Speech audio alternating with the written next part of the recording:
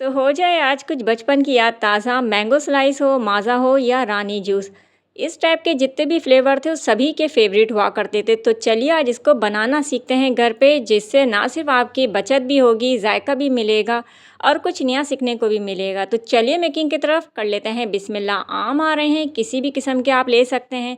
2 से 3 अदद ले लीजिएगा बड़े साइज़ के। अच्छे से धोने के बाद इसका छिलका आपने रिमूव करना है और साथ ही इसके हम डालेंगे जायके को इन्हेंस करने के लिए कैरी। कैरियों का भी सीज़न है तो 1 से 2 अदद आप कैरी ले सकते हैं। छोटे साइज़ की हैं तो 2 ले लीजिए।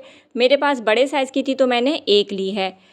इन सब का छिलका रिमूव करेंगे, इनको स्मॉल पीसेस में कट करेंगे और इनकी गुठलियों को साइड पे रख दीजिए। आम की गुठलियाँ वैसे भी खा सकते हैं और कैरी की गुठली आप किसी भी खाने में डाल के, दाल में या भिंडी वगैरह आप बनाएं तो उसमें डाल के उसका आप फ्लेवर को इन्हेंस कर सकते हैं।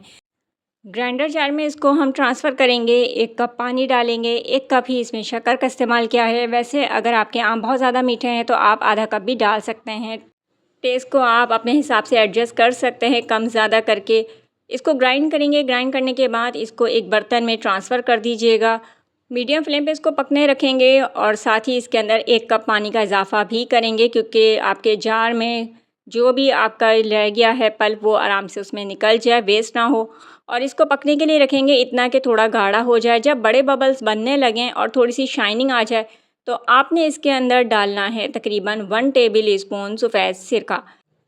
सिरका नहीं है तो आप 1 लीमू निचोड़ के उसका रस इसमें शामिल करें। 1 मिनट मज़ीद पकाएं और फिर चूल्हे को कर दें बंद। इसको करना है अब ठंडा, रूम टेम्परेचर पर ये ठंडा हो जाए तो फिर आपने इसको ट्रांसफ़र कर देना है किसी भी साफ़ सी एयर टाइट बॉटल में, जो कि आपके घर में मौजूद है।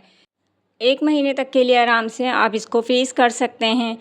मेहमानों के आगे, घर वालों के आगे इसको आप सर्व कीजिए। मैंगो फ्रूटी की ये ज़बरदस्त सी रेसिपी उम्मीद करती हूँ आपको ज़रूर पसंद आएगी। सर्व करने का तरीका बिल्कुल सेम है जिस तरीके से आप मैंगो स्क्वैश बनाते हैं।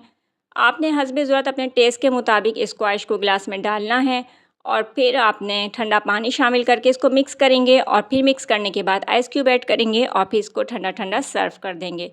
ये थी मेरी आज की मैंगो फ्रूटी रेसिपी। उम्मीद करती हूँ आपको आज की ड्रिंक रेसिपी ज़रूर पसंद आएगी। इस समर आप मेरे साथ जुड़े रहिए। ऐसी ही मज़ेदार और हेल्दी ड्रिंक रेसिपीज़ आपको मेरे चैनल पर देखने को मिलती रहेंगी। कुछ अच्छा सीखने को मिलता है तो आप मेरे चैनल को प्यारा सा फीडबैक दे सकते हैं सब्सक्राइब और कमेंट्स के साथ। नेक्स्ट वीडियो तक के लिए मुझे दीजिए इजाज़त। रखिएगा अपने और अपने प्यारों का इस गर्मी में बहुत ज़्यादा ख्याल। अल्लाह हाफिज़।